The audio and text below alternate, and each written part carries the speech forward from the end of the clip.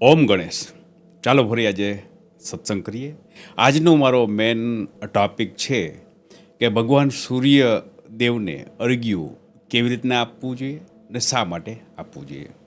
આપ સૌ લોકો જાણો છો કે હિન્દુ સનાતન ધર્મમાં પંચદેવોની પૂજા કરવી તેવો શાસ્ત્રમાં ઉલ્લેખ થયો છે. અને પંચદેવો પૈકીના સૂર્યદેવ એ આપણા સાક્ષાત્કાર દેવ છે. સૂર્યદેવ આપને આરોગ્ય, ધન અને સ્થિર લક્ષ્મી આપે છે. ઘણા લોકો ભગવાન સૂર્યને રોજ અર્ઘ્ય આપતા હોય છે, પરંતુ શાસ્ત્રમાં બતાવ્યા અનુસારની પદ્ધતિસર અર્ઘ્ય આપવાની રીત તેઓ જાણતા નથી હોતા, જેથી કરીને તેઓ અર્ઘ્ય આપે છે પણ તેમને જીવનમાં તેનો બેનિફિટ મળતો નથી. જેથી કરીને આજે મેં આ સ્પેશિયલ વિષય એટલા માટે લીધો છે કે આપણે સાચી રીતે ભગવાન સૂર્યને અર્ઘ્ય આપીએ તો આપને તેનો જીવનમાં ત્વરિત લાભ મળે છે. સૂર્ય ઉપનિષદમાં જણાવવામાં આવ્યું છે કે સૂર્યદેવ જગતની આત્મા છે અને કોઈ પણ મનુષ્યનું કલ્યાણ સૂર્યદેવ વગર થતું નથી. સ્કંદ પુરાણમાં પણ જણાવવામાં આવ્યું છે કે જે માણસ સૂર્ય ભગવાનને અર્ઘ્ય આપ્યા સિવાય ભોજન લે છે તે ભોજનની જગ્યાએ પાપ આરોગે છે. જેથી કરીને આપણે અર્ઘ્ય આપવાનું મહત્ત્વ આપણે શાસ્ત્ર પ્રમાણે જાણી લીધું છે. હવે અર્ઘ્ય કેવી રીતના આપવો જોઈએ તેની વિશે હું આજે જણાવું છું. તો સૌપ્રથમ આપણે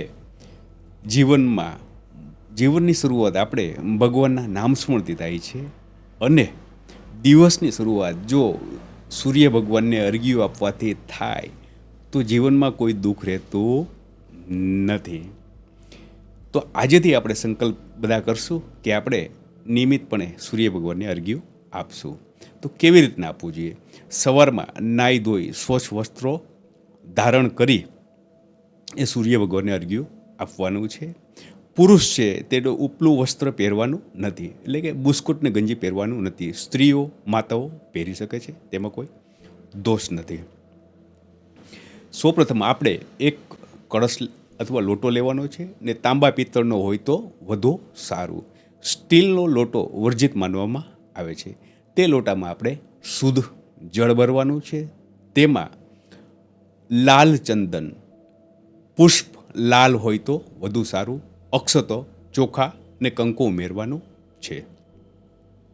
ત્યારબાદ સૂર્ય ભગવાનની સામે આપણે બે હાથ જોડી અર્ઘ્ય આપવાનું છે.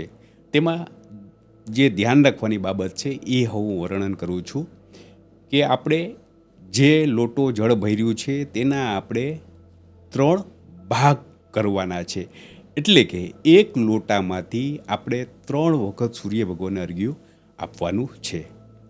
ને કોઈ પણ સંજોગો અનુસાર આપણે બહાર જવાનું થાય ને કોઈ પણ કારણોસર આપણે સૂર્ય ભગવાનને અર્ઘ્ય ના આપી શકીએ ત્યારે એક છમા યાચનાનું વધારે અર્ઘ્ય આપવાનું છે. એટલે કે ટોટલ 4 અર્ઘ્યો આપવાના છે. હું જે આ સૂર્ય ભગવાનને અર્ઘ્ય આપવાની વાત કરું છું તે ગૃહસ્થીઓ માટે કરું છું. બ્રાહ્મણોનો અન્ય વિદ્યાન માટે એ અલગ રીત હોય છે, તેની અહીંયા વર્ણન કરતો નથી. સૂર્ય ભગવાન સામે બે હાથ જોડી ને લોટો કઈ રીતના પકડવો તે પણ હું ચાલો જણાવી દઉં કે લોટાને છે ને આપણે અંગૂઠોના હાથ સ્પર્શ કરવાના થતા નથી. બરાબર? લોટો કઈ રીતે પકડવો તેનું હું આ ચિત્ર પણ દર્શાવું છું, તે તમે આપ જોઈ સારી રીતે સમજી શકો છો. હવે કે સૂર્ય ભગવાનને અર્ઘ્ય આપવા સમયે કયા મંત્રો બોલવા જોઈએ? સૂર્ય ભગવાનને અર્ઘ્ય આપતા સમયે જો કોઈ મંત્ર ના આવે તો સૂર્યદેવના નામ પણ બોલી શકો અને ગાયત્રી મંત્ર પણ બોલી શકો. ઓમ ભૂર્ભુવઃસ્વઃ તત્સવિતૃવરેણ્યં ભર્ગો દેવસ્ય ધીમહિ ધિયો યો ન પ્રચોદયાત. અથવા શાસ્ત્રોમાં જે મંત્ર બતાવ્યો છે તે હું બોલું છું.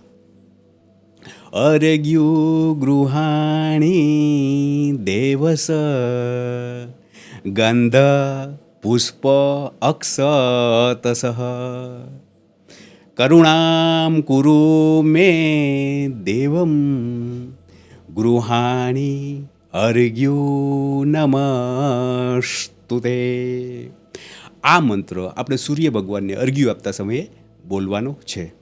બાદ નીચે જે જલની ધારાવાહી છે, અર્ઘ્ય આપતા સમયે આપણે જલની ધારાવાહી જોવાની છે.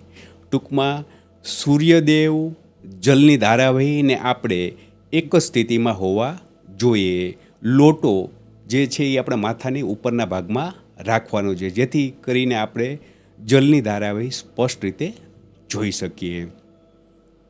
સૂર્યદેવને અર્ઘ્ય આપવા બાદ જે જલ નીચે પાત્રમાં એકઠું હોય છે તે આપણે કાનમાં સ્પર્શ કરવાનું છે તથા આંખમાં સ્પર્શ કરવાનું છે.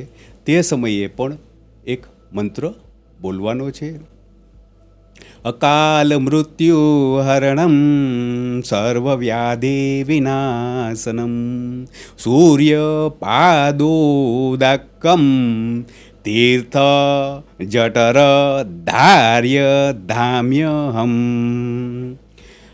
ત્યારબાદ જલને જીભ વડે થોડું આપણે જલ ગ્રહણ કરવાનું છે. ત્યારબાદ સૂર્ય ભગવાનને 2 હાથ જોડી વિનંતી કરવાની છે.